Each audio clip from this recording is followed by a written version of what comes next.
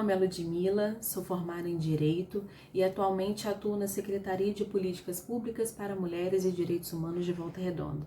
Fui convidada pelo canal Atenção Difusa Mulher para falar com as mulheres a como proteger e agir diante de algumas situações de violência. Evitar a violência contra a mulher está em nossas mãos. Devemos saber identificar qualquer tipo de violência que nos atinja para poder interromper. Algumas mulheres que estão em situação de violência, para elas é muito difícil romper aquela situação. Então, por isso que às vezes elas acabam suportando toda aquela violência, achando que em algum momento vai parar ou que vai passar, que foi uma questão de momento. Só que nós sabemos que o companheiro ou outra pessoa que inicia esse ato não vai parar.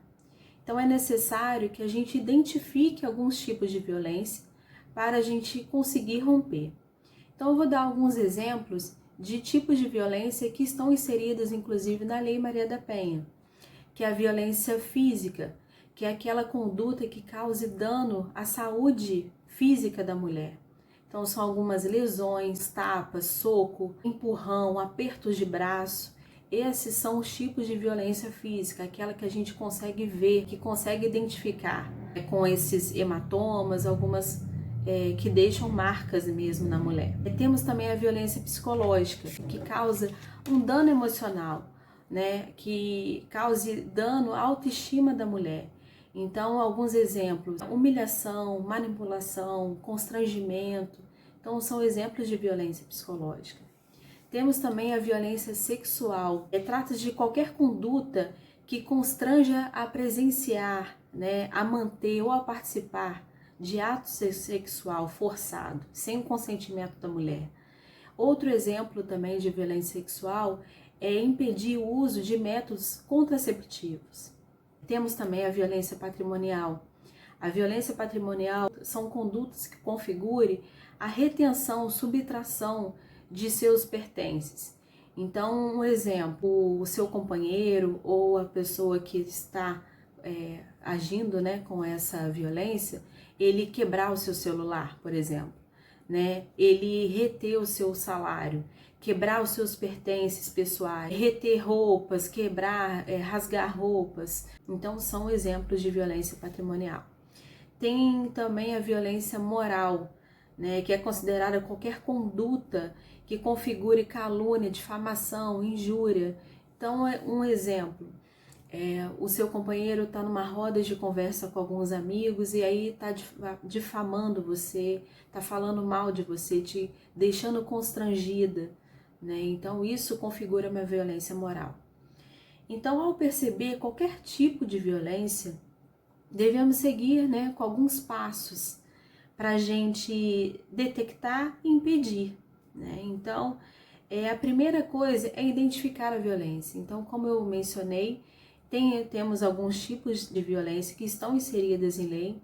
Então, é necessário, eu acho que é extremamente difícil para nós mulheres identificar e saber, por mais que existam políticas públicas e falando diariamente a respeito dessas violências, quando nós estamos passando por isso, é difícil a gente identificar. Então é necessário, às vezes, você conversar com uma amiga íntima, com a sua rede de apoio, digamos assim. Então, pessoas mais próximas, relatar o que você está vivendo, para você conseguir identificar. Um segundo passo é você não normalizar esse tipo de violência.